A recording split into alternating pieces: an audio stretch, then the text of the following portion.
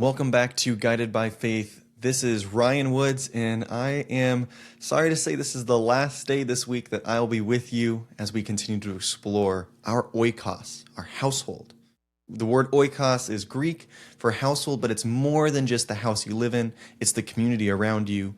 It is the friends, neighbors, classmates, and just the sphere of influence that you are connected to and that God has given you to share your faith with and to be a light to with the relationships you have, so that with your words and with your actions, you can confidently and boldly and with clarity share your faith and just obey the command that God has for all of us to be people who are evangelizing to the lost. So this last day, what are we doing? We are just talking really practically. What are the first steps? What do I do with the people in my oikos? Because it feels a little bit overwhelming. How do I start this conversation? And we explored this a little bit yesterday of how do we find people? And we start by looking around, and you begin with prayer. And you say, Lord, open my heart, soften my heart to know who in my life do I have an opportunity to share my faith with through my relationship with them. And then as you ask that, I'm sure the Lord will be answering your prayer and opening up opportunities for you to share your faith. And why is this so easy? It's not, but it's simple. It's simple because there's an overwhelmingly large number of people in our area and across the world who are experiencing loneliness every day. They feel trapped inside their own selves, and they have no confidence of who they are and who loves them. And so as Christians, we then have a distinct ability to show the love of Christ with our friends and with our neighbors so that we can be the shining light that shows that they are loved by us and by their Creator.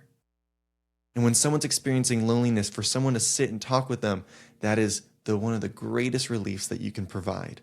The ability for us as Christians to get beyond ourselves and initiate that loving friendship relationship should be the basis of our evangelizing to the people in our sphere of influence. And when you do that, two things are going to happen. One, they are going to be exposed to the reality of Christ's life-changing power. They're going to see it evidenced in your life by the work of the Holy Spirit in your life. But then they are also, in the relationship, you are going to be able to get to know the spiritual background of that person, their spiritual needs, and that will enable you to know how to relate the gospel effectively to their lives. When we read in John chapter 17, verse 21, we see Jesus praying. He's praying this, that they may all be one, just as you, Father, are in me and I in you, that they also may be in us, so that the world may believe that you have sent me.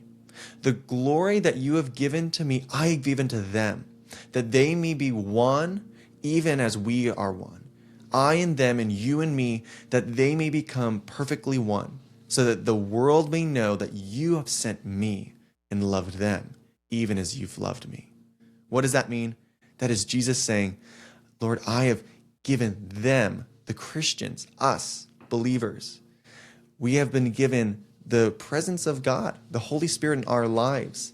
And that love that you have for us is now demonstrated to the people around us, so that the people around us, through our actions as Christians, will get to know who God is and love him and want to draw close to him.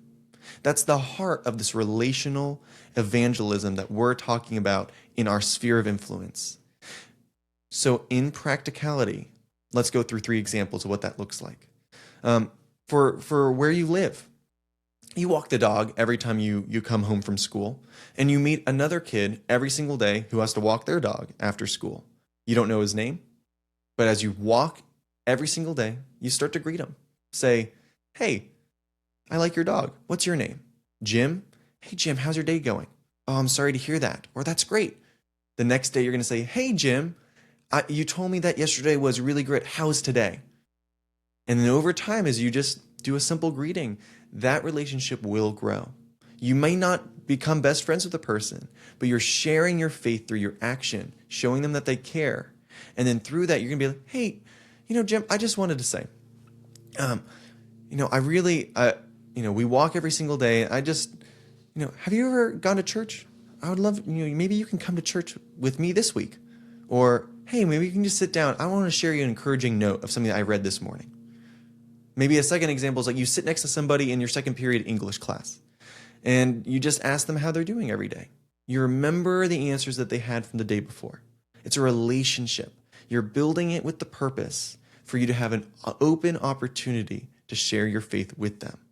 Maybe in the third day, like on a sports team, you maybe not having a time during practice to be able to talk with somebody, but before and after, you just say, hey guys, let's just pray for this game. Let's just pray for this practice. Let's just give it to God. And then through that, they're going to be able to see your faith demonstrated, your confidence in the Lord, not in your own ability, but in the person who is enabling you in your whole life, which is Jesus. These are simple ways you're going to start building these relationships. You pray for them before every time that you see them. And you ask God to open doors for you to minister to them. And with these open opportunities, you'll be able to share the gospel. I hope that encourages you. Be able to just sit down. If you haven't, please write your Oikos Map. Find 9 people in your life where you live and where you learn and where you play. Just 3 people in each category for you to say, who can I be praying to share my faith with? Praying for them specifically. And as you do that, the Lord will open up that opportunity. I hope that you have more confidence in your ability to share, who to share with, and how to share it. I just pray that this would be an encouraging lesson, an encouraging week of devotional, and I will see you again in the future. Bye-bye.